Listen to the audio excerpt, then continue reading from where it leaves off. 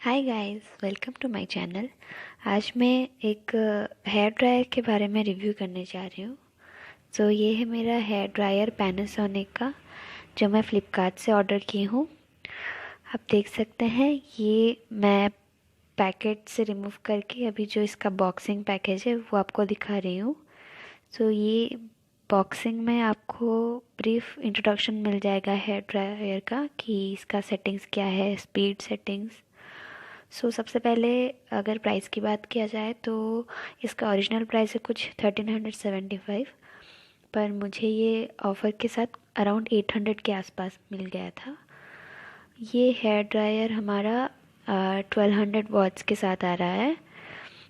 इसका मॉडल यहाँ पे लिखा हुआ है। चलिए अभी इसको ओपन करके देखते हैं।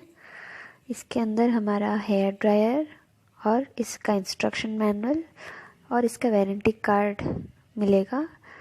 जो हेयर ड्रायर है वो ऑलरेडी असेंबल्ड होके होगा, उसका अलग से नोजल और उसका ऐसे कुछ पार्ट्स भी नहीं है, ऑलरेडी असेंबल्ड है।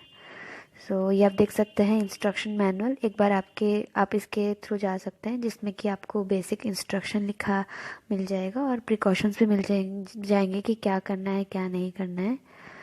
अकॉर्डिंग टू ये हेयर ड्रायर, इसमें लिखा है कि आप इसे वाटर यूज़ करने के लिए यूज़ ना करें, वाटर के साथ। तो आप जब इसको ड्राई कर रहे हैं तो आप कर सकते हैं आपके गीले बालों को ड्राई करने के लिए, बट इसको पानी में ना ले जाएं। आप देख सकते हैं मैं अपना हेयर ड्रायर इस बबल रैप के अंदर से निकाल चुकी हूँ। ये हेयर ड्रायर अभी फोल्डेबल स्टेट में है, तो आप इसको जब यूज़ नहीं कर रहे हैं तो आराम से फोल्ड करके जगह पे रख सकते हैं, और जब यूज़ करेंगे तो आप इसको अनफोल्ड कर सकते हैं। तो आप देख रहे हैं इसका जो वायर है वो काफ़ी लॉन्ग है, वो 1.8 मीटर्स है। तो आप आराम से प्लग में लगा के इसको काफ़ी दूर तक खींच के यूज़ कर सकते हैं। तो काफ़ी आपको कन्वीनियंट होता है इसे यूज़ करने के लिए।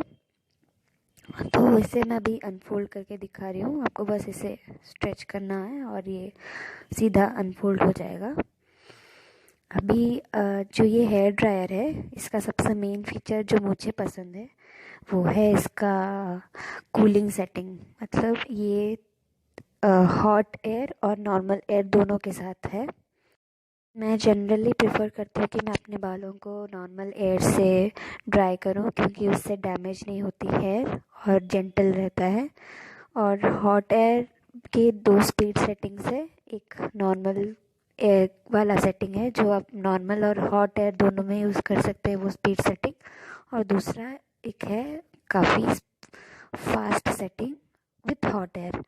तो इसके जो सेटिंग्स है वो 3 स्विचेस में आते हैं। ये आप देख रहे हैं इसके जो सेटिंग्स मैंने बताए थे 1 2 3। 1 है आपका नॉर्मल एयर, 2 है आपका हॉट एयर, और 3 है आपका hot air plus very fast speed of air.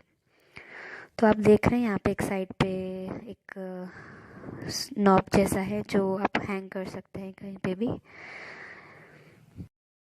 मैं जनरली 1 पे यूज़ करती हूँ इसका जो स्पीड है, क्यों नॉर्मल एयर है, क्योंकि उस पर मुझे लगता है कि हेयर डैमेज नहीं होता है, क्योंकि एक तो एयर का टेम्परेचर नॉर्मल है और इसका स्पीड भी बहुत ज़्यादा फास्ट नहीं है। और ये सूखने के लिए हाँ थोड़ा टाइम लेता है, क्योंकि नॉर्मल है एयर है तो ठीक है हेयर के लिए। और जो सेकेंड वाला स्पीड है वो हॉट एयर है तो काफ़ी फास्ट हो जाता है।